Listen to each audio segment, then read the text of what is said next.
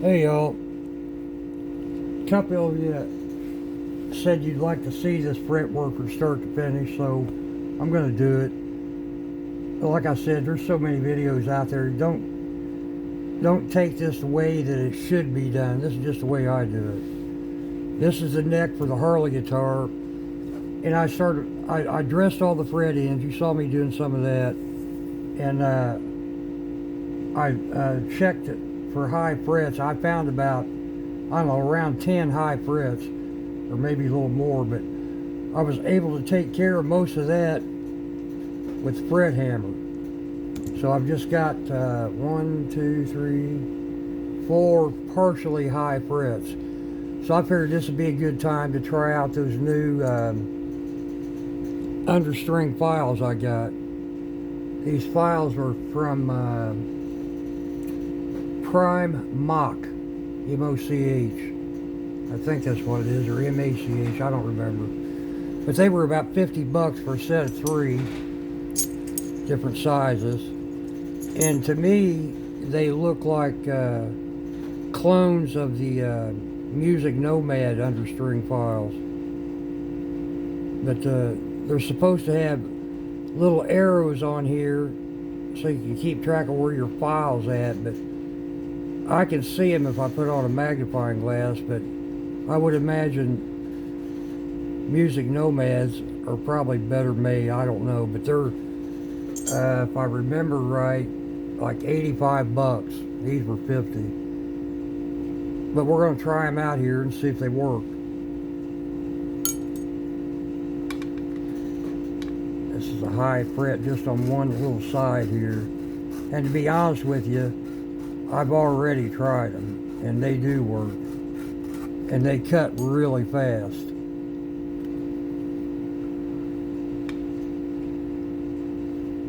That almost took care of that. Just a slight little click right there at the end of it.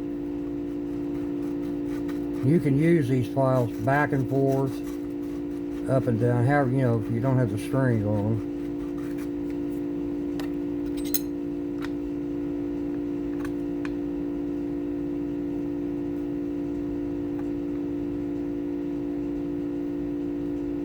That's got it. That didn't take much, did it? Move on to the next one.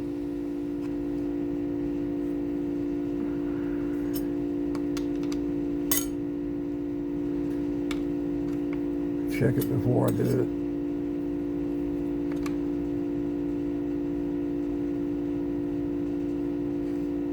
And it's just rocking on this one end,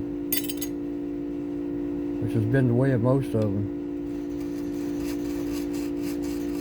I put a little magic marker on top of it, just kind of help me keep track of what I'm filing.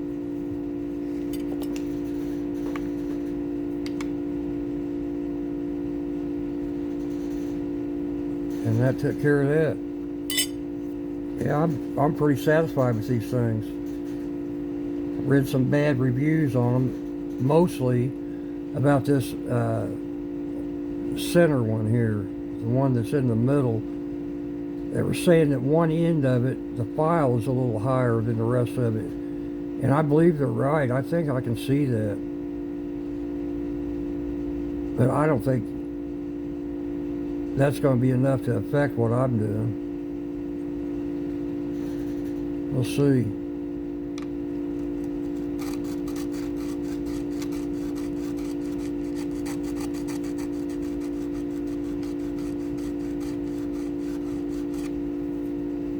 And I can feel that when I'm filing that it's getting close to bottoming out. So that's a good thing. I'm kind of afraid to take it all the way down. And I think that's it. I think that should be level right there. That's got it. Yeah, I'm real happy with these. They work just fine. No complaints. It's got one more fret to do. And I'm using one that everybody's bitching about.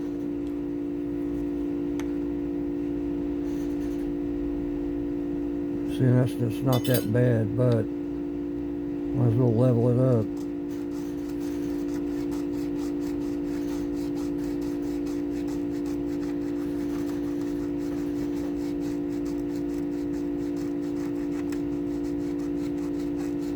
So I took that all the way down till it was bottoming out on the edges there. So that fret should be level.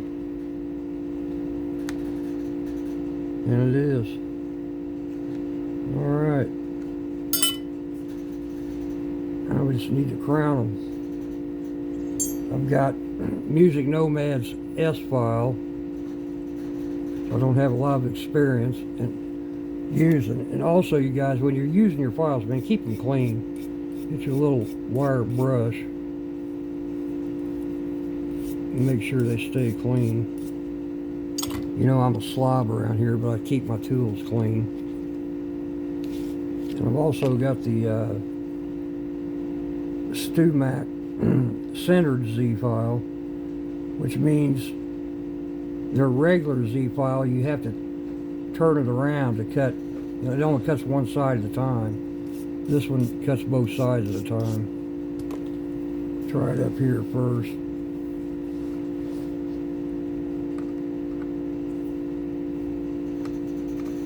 It's got two different sizes.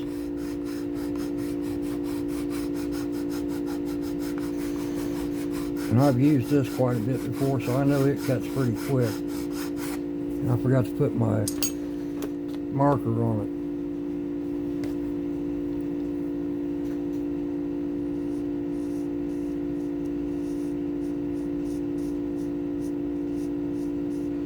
And unlike Ted, I tape my fretboards up because I'm pretty messy. My hands aren't real steady. I'm liable to slip anytime.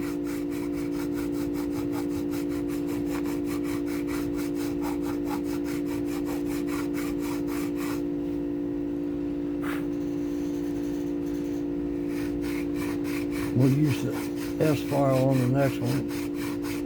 See if I can detect any kind of difference in them.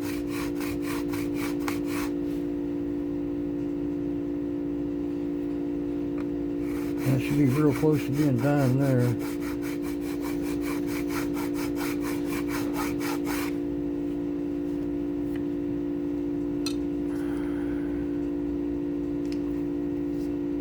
Yeah, I can live with that. It's got a pretty good crown on it.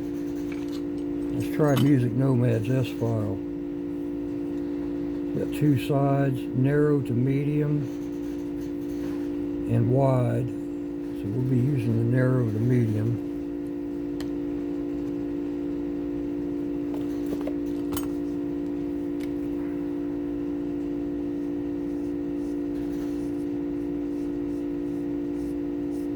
See, I'd have magic marker all over my fretboard by now. And believe me, I've dealt with that. You don't want to deal with that. Alright.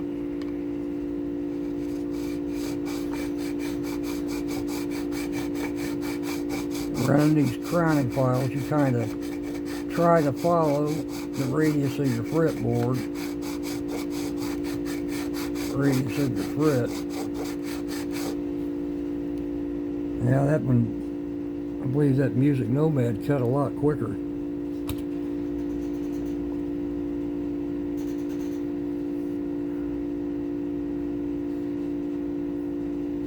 Yeah, I'm happy with that.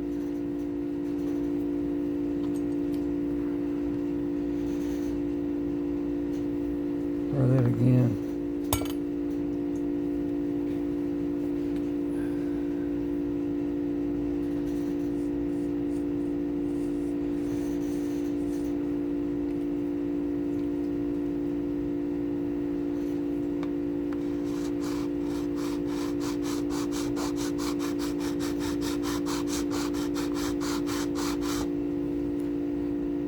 Yeah, that Music Nomad file seems to me like it works better. I'll try the StuMac again.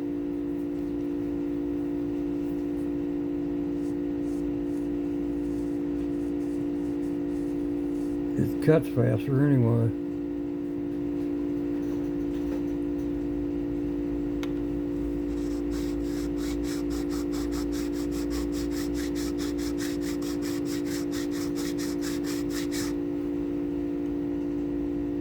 Man, I don't know. I guess cost would come into play in this, and I don't remember how much either one of these were. But that's it on the well, yeah, I've got a couple more down here that I already filed down. I need the crown. Right in here. And here.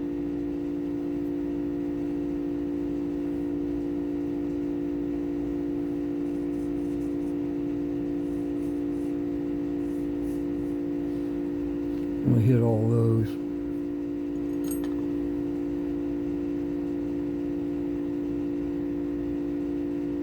This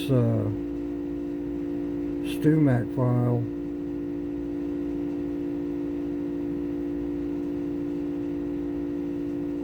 doesn't tell you which side is which. Maybe I'm not using this thing right. I'm almost positive these are supposed to file both sides of the fret at the same time. Yeah, it's got files on both sides of it. Well, you can tell by looking at it which is wider.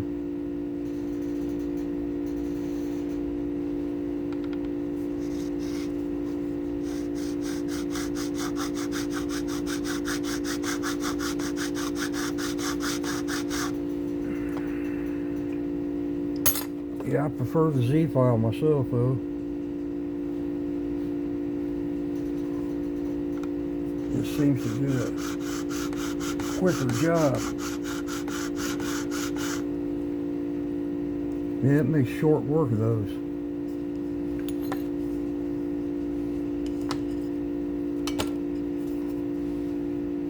I don't like this neck, the way that headstock kicks back like that. Makes it awkward to work with.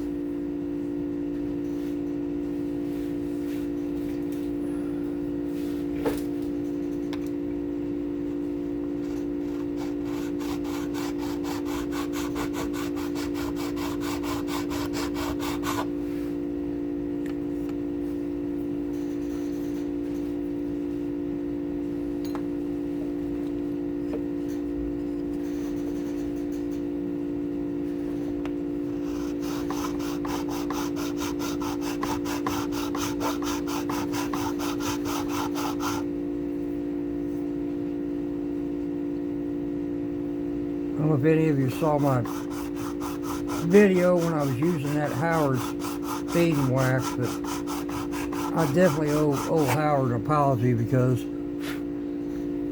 I didn't use it correctly. You're supposed to put that stuff on, and not on as thick as I use it. Just a little bit goes a long way, what I've been told. But you're supposed to let it sit on there a while before you wipe it off too. And after I quit filming, I did do all that, and it did a good job on that neck. So I don't have any complaints about Howard's, except that it's oily and messy. But I've got lots of different products for fingerboards that are oily. I use, this is what I like. This is beeswax polish. That's what I like using. It's not messy, it does a good job. This Dr. Duck's Axe Wax and String Lube, it does a good job. It's oily. It's like just putting oil on your fretboard, but you know, like the Howard's, it doesn't take very much at all. It's a good product. But like I said, I prefer the beeswax. It comes in a little tin like shoe polish. And you just rub it in. This is what I like using.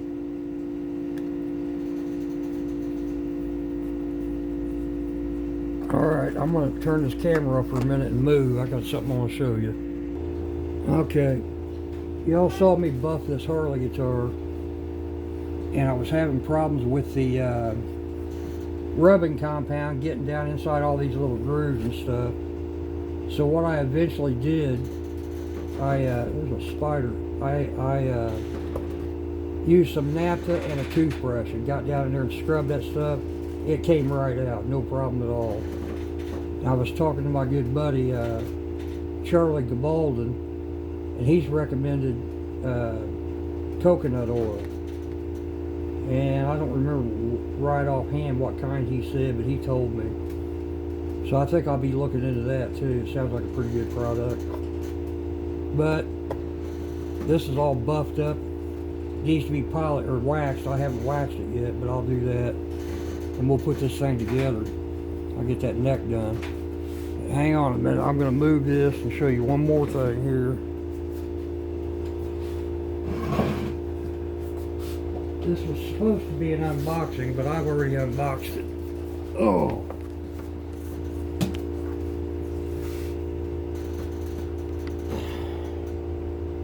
My brother, Randy, the one I built the bass for, went out and bought me a Fender Rumble amp, bass amp. Now, I don't know if very few of you know, but I was a bass player back in the day. And I haven't played bass in a long time, but to this day, still one of my favorite guitars is my 78 Kramer bass. And I didn't have a bass amp. And he went out and bought me this little 25 watt amp. I don't need anything bigger than that. I think it's got an 8-inch speaker in it. Yeah, about an 8-inch. But that was just so generous of him, man. I really appreciate it. Thank you, Randy. I love you, buddy.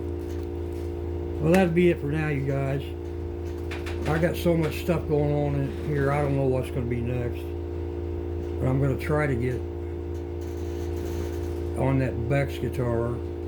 I've also got that Stumac guitar in the process of painting right now. But we'll see what comes up next. Y'all take care.